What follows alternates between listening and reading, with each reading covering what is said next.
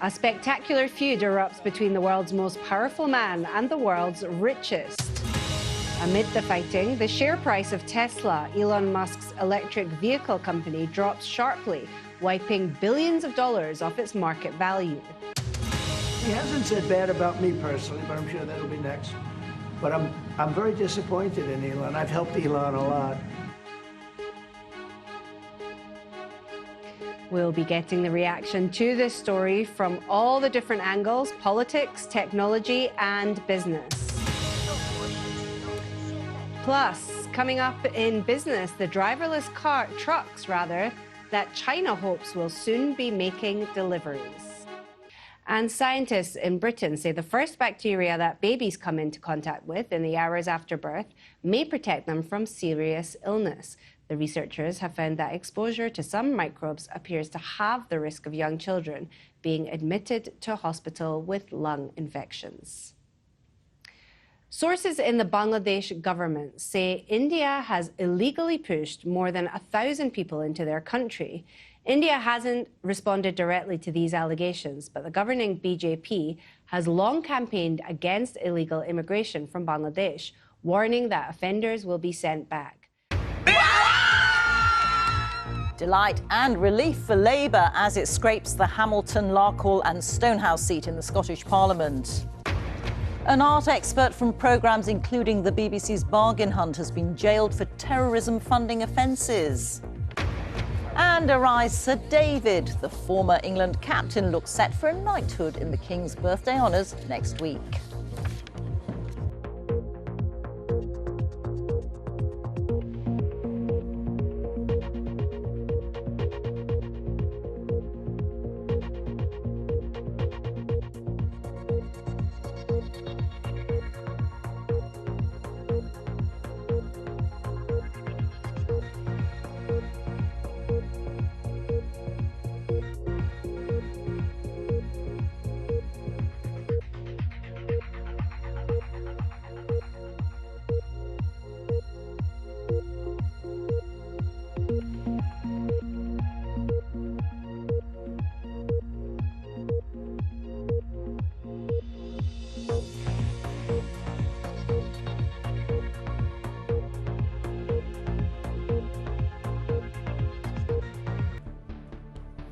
And Katie Price failed to show up in court today to find out if more of her income will go towards paying off money owed under her bankruptcies. The former model was declared bankrupt at the end of 2019 and again in March last year.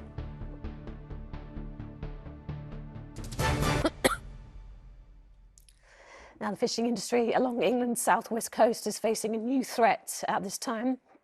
It's not about quotas or fishing rights. An octopus invasion is leaving them and fewer crabs and lobsters to catch.